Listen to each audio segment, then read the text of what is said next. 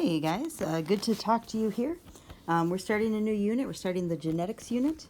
I realize it's not ideal to do it here on the iPads or to do it online watching a video. However, you know that if you have any questions, if you have any comments, please email me. I would love to help you out. I would love to explain things some more. So here we go, genetics, peas in a pod. Genetics were kind of first started by this gentleman named Mendel. He was a monk in Europe somewhere a few hundred years ago, and he kind of noticed that some plants, some pea plants, looked similar to others, some looked different, and then if he put different pea plants together, he could get different traits. So some terms, first of all, heredity is this passing on from the characteristics from parents to offspring. Gametes is just a general name for the sex cells, so sperm and egg, the male and the female. Fertilization, that's when they come together, and then the zygote is what you get at the end. So the fertilized egg is called a zygote. Sometimes it's called an embryo, sometimes it's called some other things, but we're generally just going to stick with zygote here. Now, Mendel, he did most of his work, he was a gardener. He did it with pea plants. Peas are relatively simple plants in that, well, it says here on the slide, they only have 14 total chromosomes as opposed to our 23 pairs. They're cheap, they grow quickly, but it's also really easy to see their traits. They either have the trait or they don't. They're either short or they're tall. There's not a lot of like intermediate, like the seeds are yellow or the seeds are green. There's not a lot of like greenish yellow seeds. And then in this case too, the hybrid, we have the offspring of parents with one trait, and then the offspring has one of each gene, one of each allele. Peas also reproduce by self-pollination. That makes them really easy to study. If you have mammals and you have to, get certain mammals together and then wait months for them to have a baby, it just gets kind of crazy and it's hard to study things like that. Oh yeah, I mentioned the word allele a second ago, but alleles are different gene forms for a specific trait. So alleles here, oops, sorry. This is the first time I've ever screencast, so I'm trying to figure it all out still. For a gene, usually we have like uppercase, uppercase, or lowercase, lowercase, uppercase, lowercase. So like this one here would be a hybrid. But each of these letters by themselves is the allele, and it's pronounced allele. The dominant, this is the one that occurs most often in nature. So this is the one that's generally the one observed. So in a case like this, the dominant is this one. It's usually uppercase. And then recessive, it's lowercase. This is the one that doesn't occur as much in nature because it's either a weaker trait, so the ones that have it have died off. Maybe they didn't have the right camouflage, or it ended up leading to some kind of illness or something. Or it's just masked by this dominant trait here, so you don't see it because they might be carriers for it, but they don't have the actual trait. So Mendel here, he spent a lot of time in the garden. Remember, he was a monk. He didn't have a lot of other things to do. He would take his pea plants and he would take one extreme characteristic, like tall here. He would breed it with a short, and then he kept track of what the offspring were. So in this case, a tall plant and a short plant give us 4 tall plants, and then he would keep track of this. He would keep track of this. He would study this. He would take those seeds and breed them with other pea plants. Like I said, he spent a lot of time in the garden.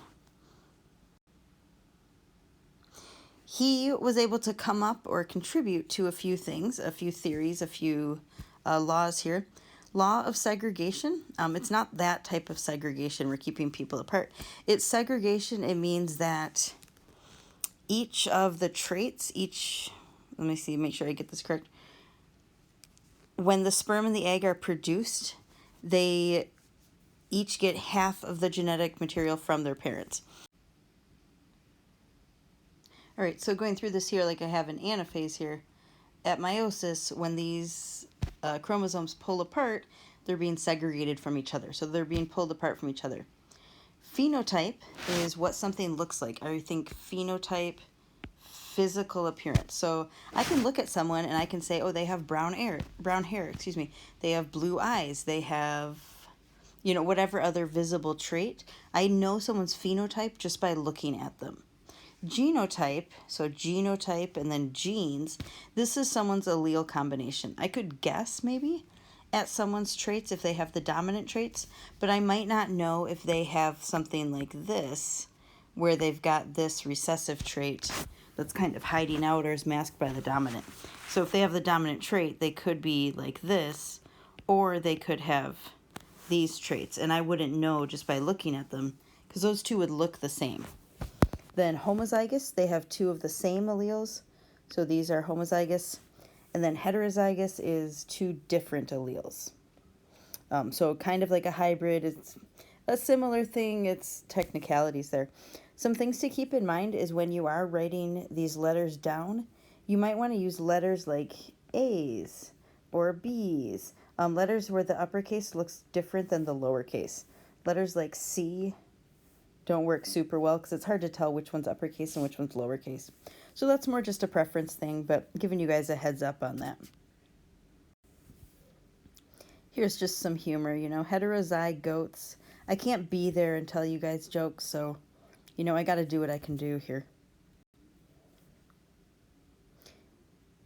All right, another law that was come up with, whether it was Mendel himself or he just contributed to it, is that genes for different traits are inherited independently. So the genes that you got from your parents for your height, the genes you got for your eye color, all of that stuff, they're separated in anaphase.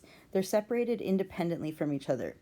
So an example in my own family, me and my sister, we look a lot alike, so we did get some similar genes, like similar for hair color, similar for eye shape, but my sister's about 6 inches taller than me.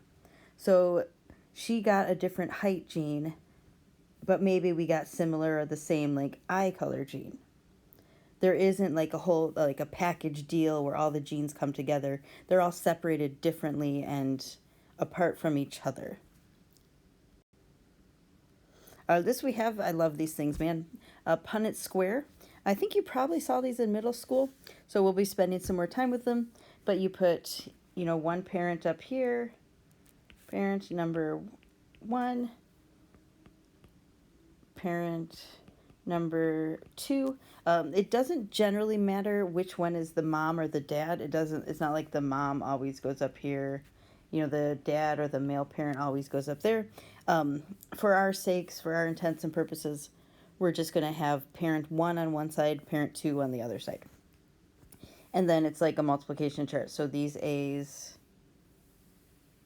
you know, are here. These A's go here.